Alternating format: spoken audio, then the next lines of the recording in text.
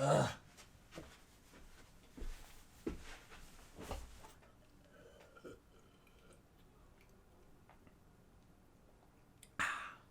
Oh my god, hey. Welcome back to my kingdom of stagey isolation where it is currently ungodly warm. Why? Why are you doing this to me? We are in the middle of a heat wave and I am suffering today. So if I start profoundly sweating, it's either because of the insanely high temperatures or because the Broadway vocals I'm going to be talking about today are that sensual. That's right. Today I'm going to talk about something that comes up quite a bit in Broadway and musical theatre discussion, which is underrepresented vocal types. I am talking about lower vocal ranges and my favourite low notes in musical theatre. Talking about my favourite low notes.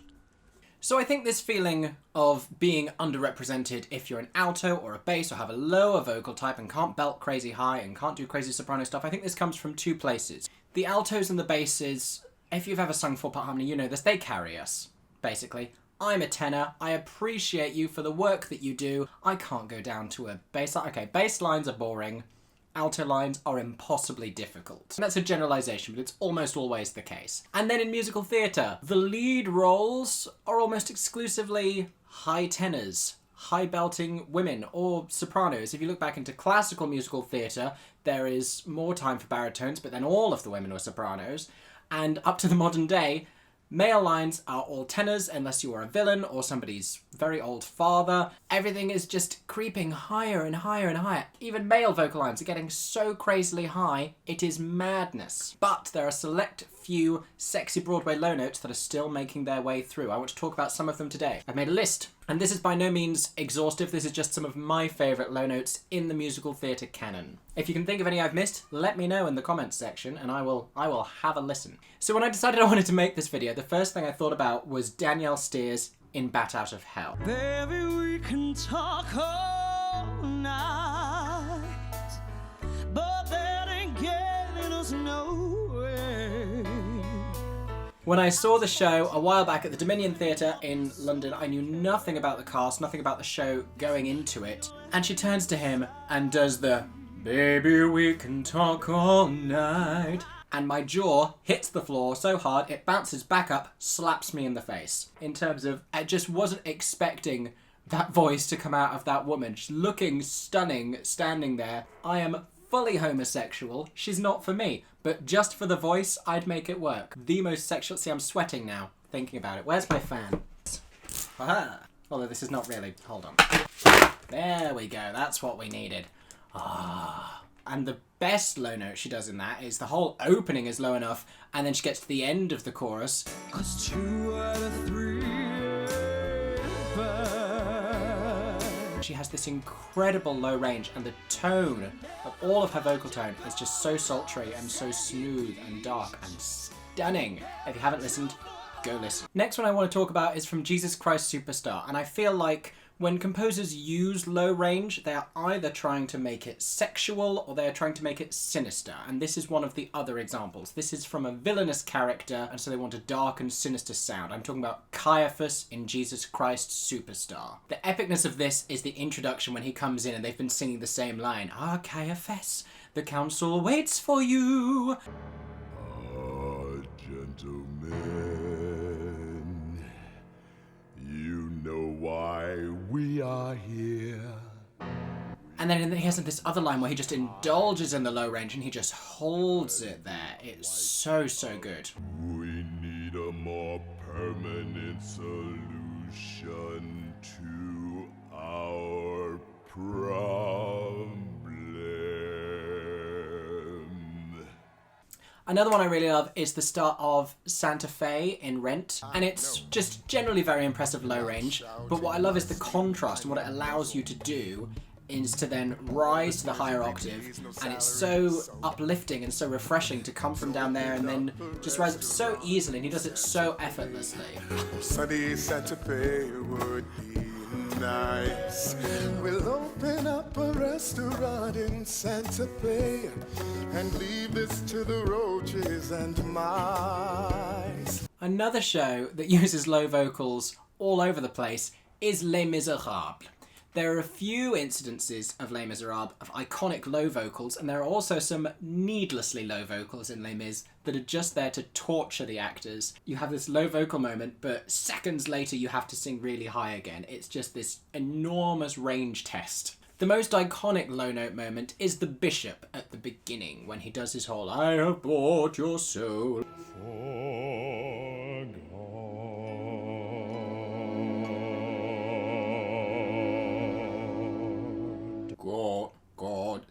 God. I'm not going to play that part, let's be real. And at least he's not a villain, because he's a priest, he's a very nice man, but he is also old. Do all tenors turn into basses when they age? Is this my future? Is that what happens? Is that science? I don't think that's science. And then the women have very low note moments in Les Mis. Now, female lower vocal range is barely showcased in musical theatre, but there are two moments in Les Mis, maybe needlessly low. Eponine dying is one of them. I don't feel any Pain. a little full of Rain. can hardly hurt me. No, it's just the same note that keeps coming back to torture her. She's already dying. Leave the girl alone. Let her just sing mid-range. And Fantine is another one. As if she doesn't go through enough. In the middle of I Dreamed a Dream, which is high belty, she has to sing "But the tigers come at night, with their voices soft as thunder." As they tear your hope apart. And then seconds later, she has to sing "As they turn your dream to shame." What is the reason? Boublil, Schomburg, looking at you. What is the reason? Why does it have to be so low and then so high? Another one that does this, Evita, Andrew Lloyd Webber, so low and so high. I'm talking about Buenos Aires. Just a little touch of star quality. And two, and two, and. Why? That's too much. I can't do that. Neither should they. Needlessly difficult. So this next one is an actual live theatre moment that I experienced. I'm talking about Wicked. Now I want to talk a bit about Elphaba's low range in Wicked, which is a ridiculous thing to say because Elphaba is one of the craziest high belting roles in the world. It's ridiculous. It's the benchmark by which all other high belting in musical theatre is measured. I mean, Defying Gravity used to be higher. They brought that down. That was too much. And it's still high. Stephen, calm. But Elphaba has these big declarative "I want" moments in that "I'm doing this," and she's so fierce and she's so defiant, but she gets these lovely tender moments where she's uncertain. And when she's uncertain or when she feels some kind of shame, she sings in a low range. When she's thinking about Fiyero and her romantic attraction that she doesn't know how to process. I'm not that girl.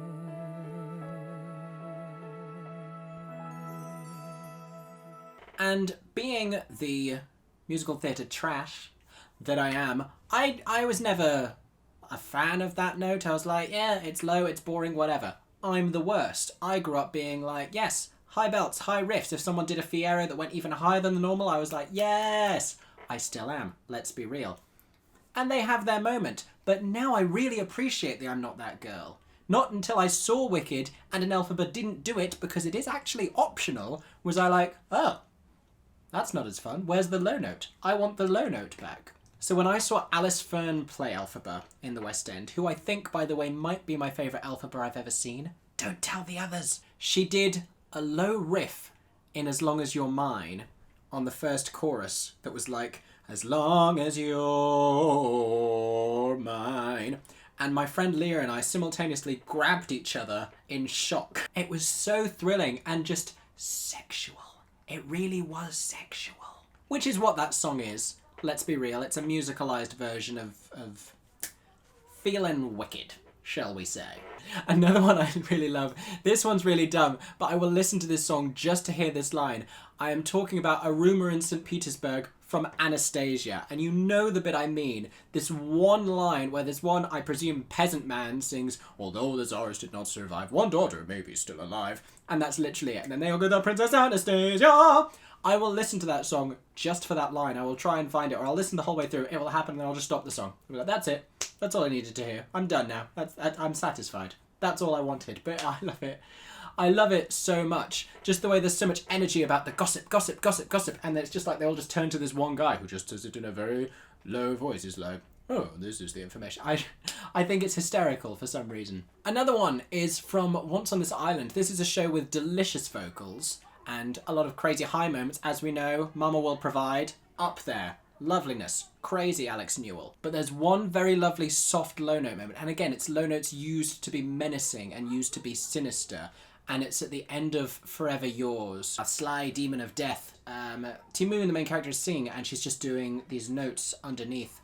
And it's just stirring and sinister and powerful, and I love it. And the grand finale of our conversation about epic Broadway low notes. We could not talk about Broadway low notes without talking about the glorious Patrick Page. Hadestown is what we have to talk about, because the low range in Hadestown... Hey, little songbird, give me a song. I'm a busy man, and I can't stay long.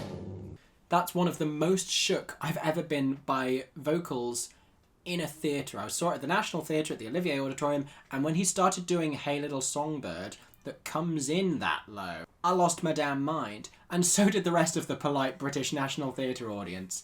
I got walls to build, I got riots to quell, and they're giving me hell back in Hades.